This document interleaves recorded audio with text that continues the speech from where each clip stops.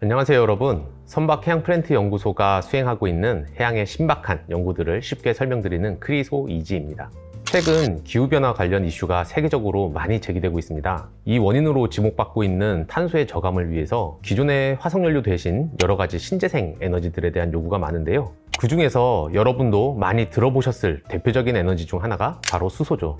선박해양플랜트연구소에서는 이 수소를 해상에서 만드는 법에 대해서 연구하고 있는데요. 오늘은 바다에서 만드는 해양 그린 수소에 관해 한번 알아보겠습니다.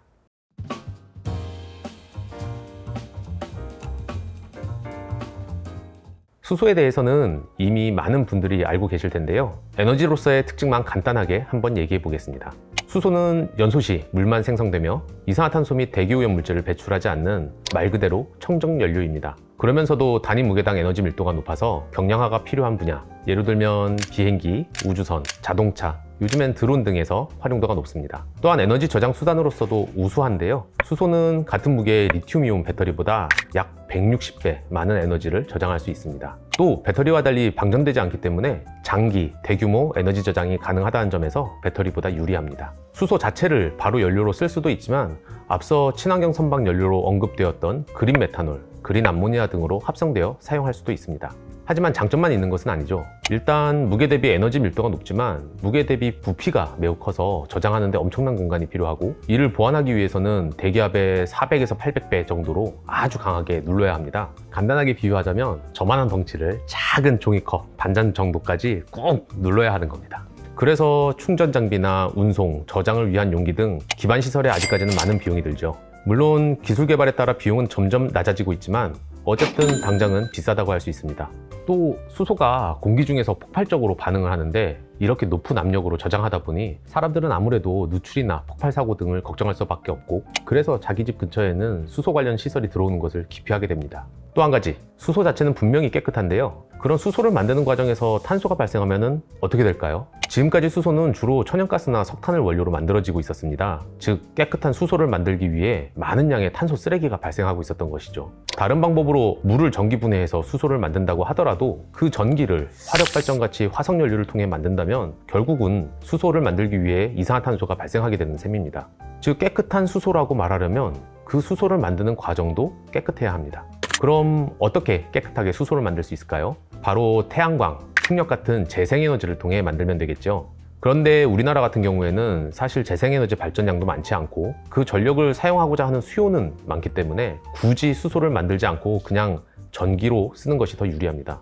전기로 만들어진 에너지를 수소로 만들었다가 다시 그 수소로 전기를 만드는 과정에서도 상당한 에너지 손실이 있기 때문입니다. 물론 관련 기술들이 계속 발전하면서 비용은 줄고 에너지 효율은 좋아질 테니 언젠가는 훌륭한 에너지로 자리 잡겠지만 당장 지금만 보면 좀 의구심이 있을 수밖에 없습니다. 그런데 역시 답은 바다에서 찾을 수 있습니다. 일단 우리나라의 부족한 재생에너지부터 해결해야 하는데요. 안 그래도 좁은 우리나라에서 대규모 태양광이나 풍력 발전은 어느 정도 한계가 정해져 있습니다. 이러한 재생에너지 개발 때문에 오히려 숲이 파괴된다는 걱정도 많죠. 그런데 우리나라는 삼면이 바다입니다. 육지 면적에 비해 바다가 엄청 넓은데요. 그게 어느 정도냐 하면 육지 면적의 무려 4배에 달합니다. 그래서 최근 바다에 풍력발전소를 건설하는 계획들이 점점 늘어나고 있는데요. 2024년 3월에 산업통상자원부에서 발표된 제10차 전력 수급 기본계획에 따르면 2030년까지 해상 풍력발전을 무려 14기가와트까지 늘리는 것이 목표입니다. 즉 원자력 발전소 14개 정도를 바다에 짓는 셈인데요. 아까 얘기했던 비좁은 우리나라의 여건상 이러한 해상 풍력 발전 수요는 앞으로 수십 년 동안 계속 늘어날 것으로 예상됩니다.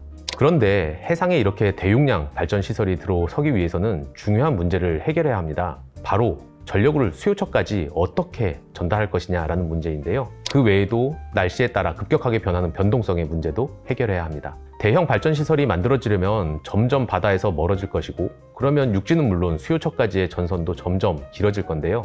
엄청난 양의 전력을 보내기 위한 해저 케이블은 그 자체로도 비싸고, 또 여러 가지 손상을 막기 위한 보호 설비나 평상시의 관리를 위해서도 많은 비용이 듭니다. 육지에 보낸 후에도 육지에서의 전력망이 한정되어 있기 때문에 필요한 곳까지 제대로 공급되기가 어렵다는 문제가 있죠. 또 바람이 많이 불 때는 엄청난 양의 전기가 나오는데 바람이 없으면 전기가 나오지 않죠. 전기가 생산되지 않을 때를 고려해서 화력발전소, 원자력발전소를 계속 가동하고 있는데 바람이 불고 전기가 나온다고 갑자기 수십 개의 발전소를 멈췄다가 또 바람이 없어져서 갑자기 발전소를 가동하고 하는 것은 너무나도 어렵고 전력 개통을 불안정하게 만듭니다. 실제로 이러한 문제 때문에 풍력 발전이 가능한 날씨에도 불구하고 일부러 가동을 하지 않는 경우가 있고요. 이런 경우 국가에서는 쓰지도 않는 전기료를 보상해줘야 합니다. 이게 우리나라의 경우에는 연간 몇백억 수준이라고 하는데 독일과 같이 재생에너지 비율이 높은 나라는 연간 수천억을 여기에 쓴다고 합니다. 자, 이 정도 얘기를 하면 감이 좀 오실까요? 앞으로 바다에서 엄청난 양의 전기가 나올 건데 육상의 전력 수요처까지 전달하기는 어렵고 또 종종 너무 많이 나오기도 할 텐데 저장은 못하니까 오히려 보상금을 더 줘야 할 수도 있습니다. 그래서 선박해양 플랜트 연구소에서는 이 전기를 이용해서 바다 위에서 바로 수소를 만들기로 했습니다. 해상 풍력이나 그 밖에 여러 가지 해양 그린 에너지를 통해 생산된 전력, 특히 남는 전력을 활용해서 수소를 만들고 또 이것을 선박으로 운반해서 수소의 다양한 수요처까지 배달할 수 있으면 일석이조가 아니라 3조, 4조가 될 수 있겠다 할 수 있을 겁니다. 국민들이 불안해하는 시설을 굳이 도시 근처나 육지에서 만들 필요도 없고요. 좋은 생각이죠? 근데 이게 그냥 쉽기만 한 것은 아닙니다. 연구자들이 해결해야 할 문제들은 언제나 디테일에 있는 법이죠. 일단 재생에너지의 변동성은 육상 개통에서도 문제지만 고립된 해상에서는 그 영향이 훨씬 큽니다.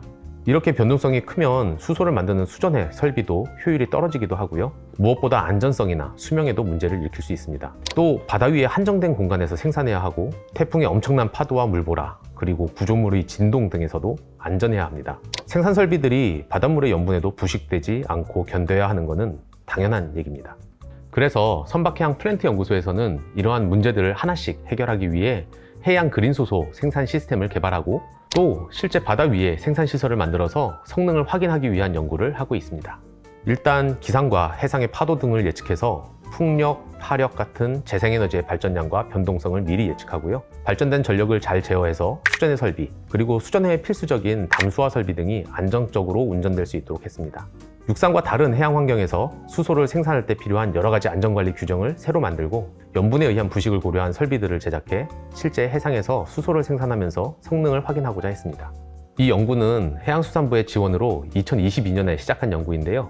2024년 말 제주도에 있는 파력발전 실외역 시험장의 설치가 끝날 예정이고 내년부터는 해양 환경에서 실제로 운용하면서 효율성, 안정성 등을 검증하게 됩니다.